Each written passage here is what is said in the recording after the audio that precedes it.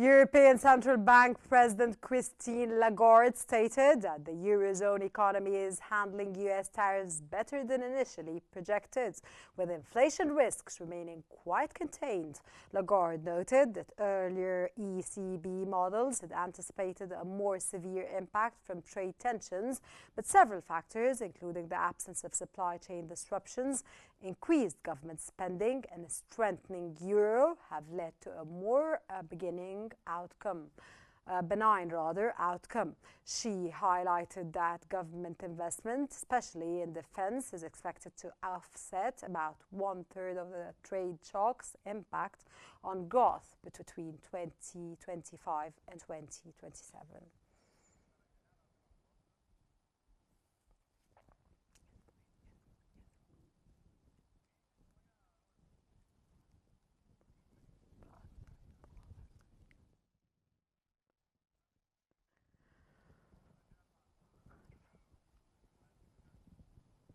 Inflation accelerated this month across the Eurozone's biggest economies, Germany, France, Italy, and Spain, suggesting the bloc's overall price growth also ticked up.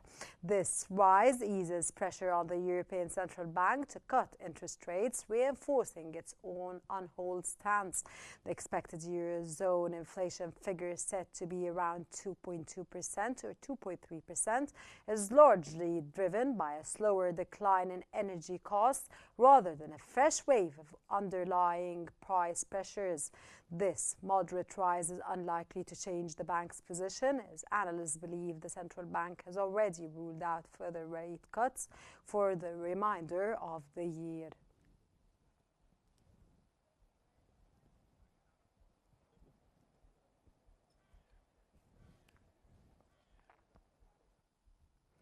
EU Commission President Ursula von der Leyen has announced a €2 billion drone aid package for Ukraine and proposed a repatriation loan for frozen Russian assets to fund military support.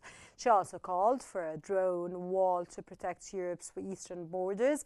NATO's Mark Rutte backed the initiative, highlighting recent Russian drone attacks in Poland and Estonia and stressing the need for cost-effective defense measures to safeguard European skies.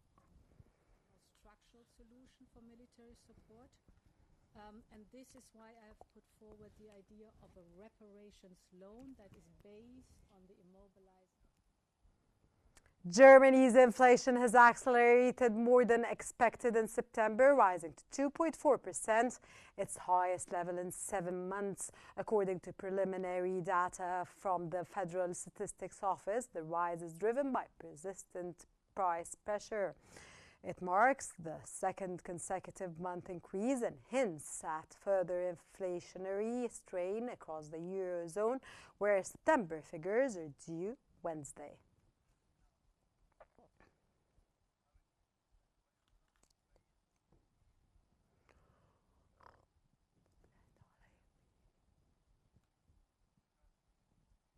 Britain's economy has expanded 0.3% in the second quarter of 2025, down from 0.7% in the first quarter, while annual growth for 2024 held steady at 1.1%. GDP growth for the year ending June 2025 was revised up to 1.4%.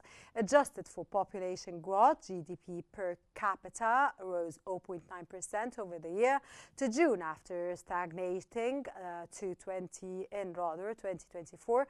Despite the slowdown, the UK remained the fastest growing economy among G7 nations in the first half of 2025, helped partly by a surge in exports before US tariffs kicked in. However, the Bank of England predicts modest overall growth of 1.25% for the year, underscoring ongoing challenges as Finance Minister Rachel Reeves prepared for the November budget.